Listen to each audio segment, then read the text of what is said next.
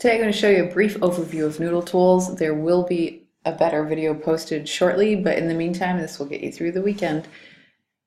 Under the Research tab, you will click on Databases E to Z. Click on the N for Noodletools. If you have not done so already, go ahead and register for a free account through our subscription at Nair University. Once you have an account,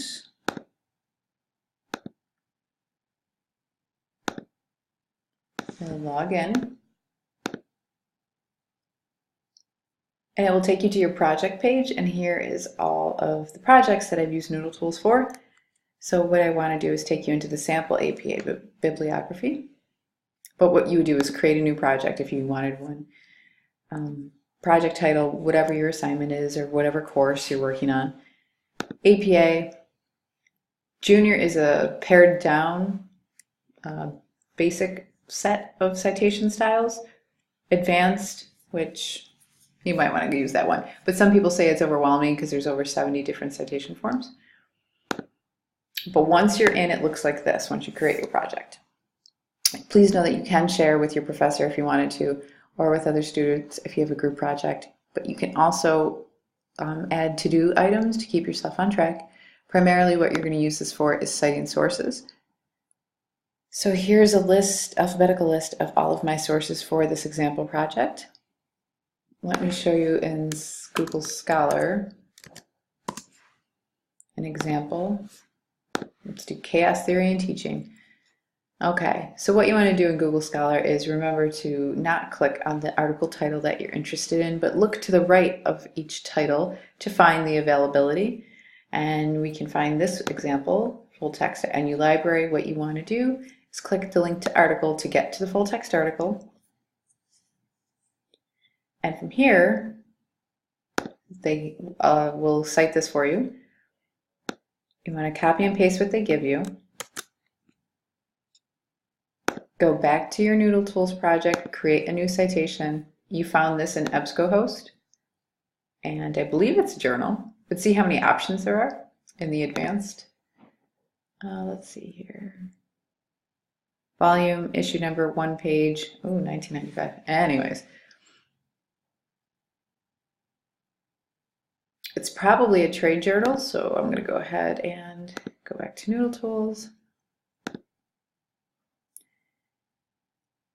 If you are in a database that does not automatically pre-format your citations, feel free to use the field by field form.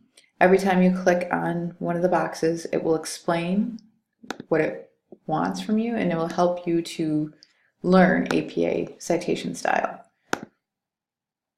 It will even tell you when something's wrong, and then you can go and fix it.